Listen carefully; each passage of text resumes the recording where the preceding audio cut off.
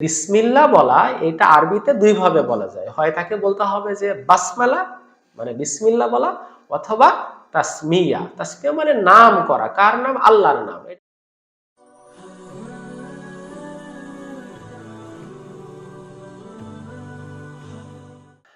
আলহামদুলিল্লাহ, আল্লাহ তাআলা শুকরিয়া।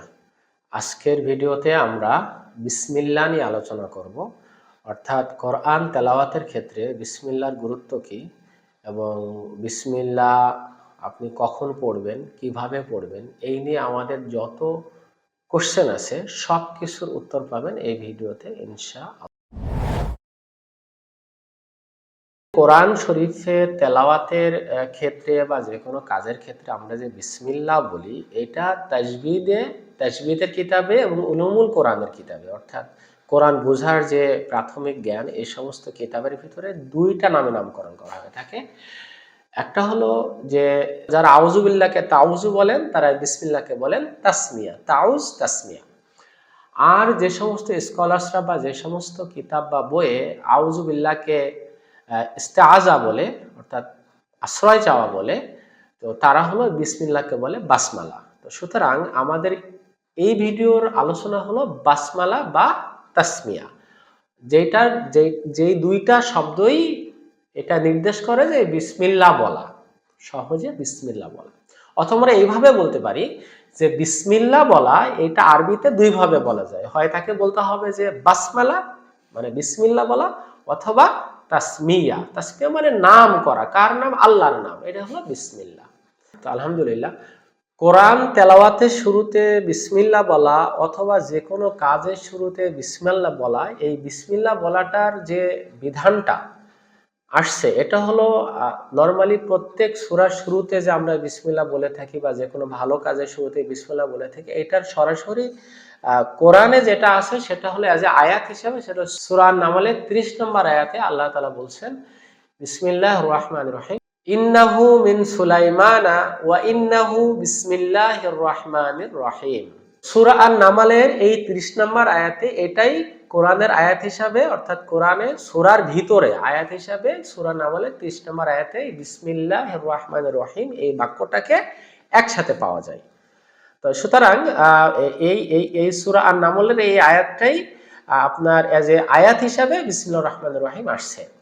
এছাড়াও কিন্তু পবিত্র কোরআনে 114টা সূরার ভিতরে শুধু সূরাতুত তাওবা বা সূরা বারাত ছাড়া বাকি 113টা সূরার শুরুতেই কিন্তু বিসমিল্লাহির রহমানির রহিম আছে।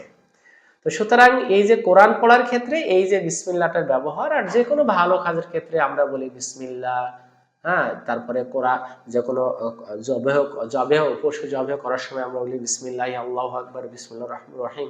তো এই যে বাক্যগুলো বলি সবগুলোই কিন্তু এই বাসমালা বা তাসমিয়া, আল্লাহর নাম স্মরণ করা। তো এইটাই মূলত আমাদের ডিটেলসে। তবে আমরা এইখানে যেটা জানবো সেটা হলো কোরআন পড়ার ক্ষেত্রে বিসমিল্লাহ বলার বিধানটা কি বা কি বিষয়। অধিকাংশ স্কলার্সদের মতামত হলো যে পবিত্র কোরআন পড়ার শুরুতে, বিশেষ করে প্রত্যেক সূরার শুরুতে, শুধু সূরা তাওবা অর্থাৎ সূরা বারাত বা তাওবা ছাড়া প্রত্যেক সূরার শুরুতেই বিসমিল্লাহ বলাটা জরুরি, অর্থাৎ অধিকাংশ স্কলার্স বলেছেন এটা ওয়াজিব। হ্যাঁ, এটা ছেড়ে দেওয়াটা আসলে অনুচিত, এবং এটা ছেড়ে দেওয়াটা কেউ হারাম বলেননি, কিন্তু বলেছেন এটা ছেড়ে দেওয়াটা আসলে অনুচিত, উচিত না।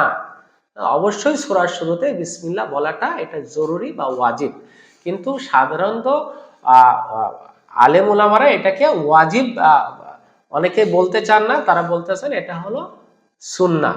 হ্যাঁ, এটাকে সুন্নাহ বলেছেন যে প্রত্যেক সূরার শুরুতে বিসমিল্লাহ বলতে হবে, কিন্তু ছেড়ে দেওয়াটাকে সবাই বিরোধিতা করেছেন এবং অনুচিত বলেছেন। আবার কিছু কিছু স্কলার্স বলতে চেয়েছেন যে প্রত্যেক সূরার শুরুতেই যেহেতু কোরআনে বিসমিল্লাহ লেখা আছে, তো কেউ যদি ইচ্ছাকৃতভাবে এই সূরা শুরু করলো কিন্তু বিসমিল্লাহ বলল না, ইচ্ছাকৃতভাবে ছেড়ে দিল, তো আসলে এটা তার জন্য নাজায়েজ বা গুনাহের কারণও হতে পারে।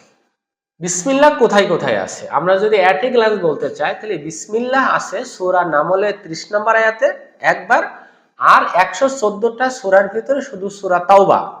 এই সূরা তাওবার আরেকটা হলো সূরাতুল বারাআত। এই সূরাতুল বারাআত বা তাওবা ছাড়া বাকি যে 113টা সূরা, প্রত্যেক সূরার শুরুতেই কিন্তু বিসমিল্লাহির রহমানির রহিম আছে। তো তো সুতরাং একটা সূরাতে নাই, আবার একটা সূরার ভিতরে আয়াত হিসাবে একবার আছে, তাহলে টোটাল কোরআনে বিসমিল্লাহর ব্যবহার আছে কিন্তু 114 বার। এই ভিডিওতে আমরা আলোচনা করব যে আপনি যখন কোনো তেলাওয়াত শুরু করবেন, অর্থাৎ সূরা শুরু করবেন, সেই ক্ষেত্রে আপনি বিসমিল্লাহ কিভাবে পড়তে পারবেন। এই ক্ষেত্রে আপনি 4 ধরনের বা 4টা পদ্ধতিতে আপনি বিসমিল্লাহ অর্থাৎ বাসমালা বা তাসমিয়া বলতে পারবেন। তো আপনি যখন বিসমিল্লাহ পড়ার বিধান নিয়ে আসছেন, সাথে সাথে কিন্তু আউযুবিল্লাহ পড়ার বিধানও এর সাথে চলে আসে, কারণ বিসমিল্লাহ, আউযুবিল্লাহ এবং বিসমিল্লাহ এই হুকুমটা আসলে মূলত একই সাথে একই ধরনের, হ্যাঁ, পাশাপাশি বিধান আর কি।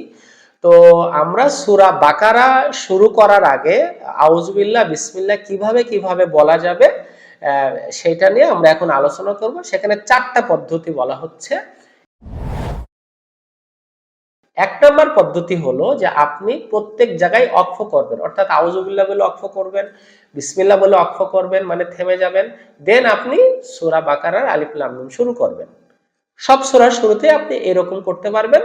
শুধুমাত্র সূরা বারাত হলো ব্যতিক্রম, সেটা নিয়ে আমরা আলাদা একটা অংশে কথা বলবো ইনশাআল্লাহ। তাহলে প্রথম পয়েন্ট হলো যে আপনি সব জায়গায় ওয়াকফ করে করে বলবেন। কিভাবে শুরু করবেন?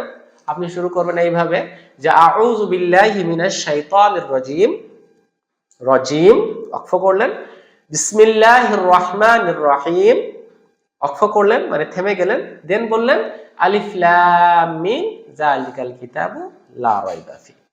এটা হলো আউযু বিল্লাহি বিসমিল্লাহ সূরার শুরুতে বলার 1 নম্বর নিয়ম।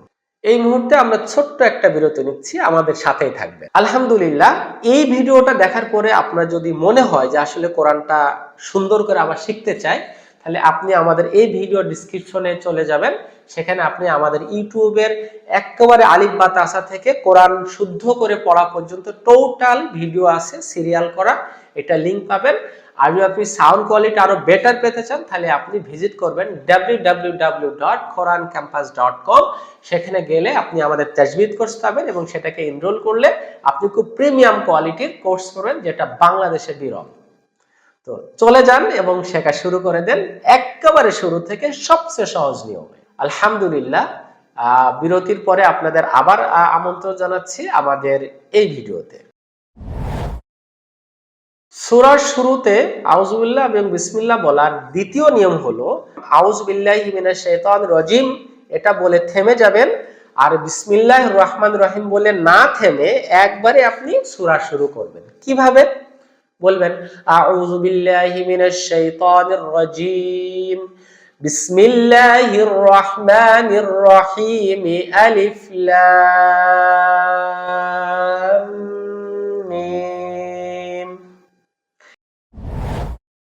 তৃতীয় পদ্ধতি হলো আপনি আউযুবিল্লাহ এবং বিসমিল্লাহ একসাথে বলবেন, অর্থাৎ আউযুবিল্লাহ বলার পর ওয়াকফ না করে বিসমিল্লাহ বলে ওয়াকফ করবেন, দেন সূরা শুরু করবেন। কিভাবে?